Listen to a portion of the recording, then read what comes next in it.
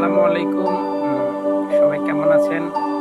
আপনাদের উদ্দেশ্যে একটা কথা বলতে চাই। আপনারা জানেন আমাদের ফেনী জেলা কিছুদিন আগে বন্যা হয়েছে। ফেনী জেলা না, লক্ষ্মীপুর, কুমিল্লা, দেশের অনেক জেলায় আপনার বন্যায় ডুবে গেছে। আমরা এখান থেকে একটা জিনিস শিক্ষা যদি নিতে পারি, যাদের সামর্থ্য আছে, যারা বাড়িঘর করার সামর্থ্য আছে, টাকা পয়সা আছে, স্বাবলম্বী আছেন, তারা যারা তো আপনার বিগত দিনে বাড়িঘর করে ফেলছেন তাদের কথা বাদ। আর যারা ভবিষ্যতে বাড়িঘর করার চিন্তা করতেছেন, তারা আমার মনে হয় একই ফ্যামিলি যদি 2-3টা ভাই থাকেন, তাহলে আপনারা একসাথে একটা বাড়ি করেন। তাহলে যদি বন্যার পানি না অনেক বিপদও আসে, তাহলে আপনারা সব কিছু ট্যাকেল দিতে পারেন এবং কি আল্লাহর রহমতে সব কিছু সুন্দরভাবে ঠিক থাকবে, অসুবিধা হবে না।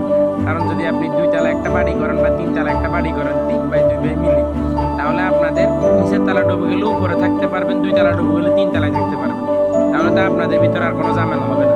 আসসালামু আলাইকুম, সবাই ক্ষমার দৃষ্টি দেখবেন। আসসালামু আলাইকুম, দোয়া করবেন সবাই।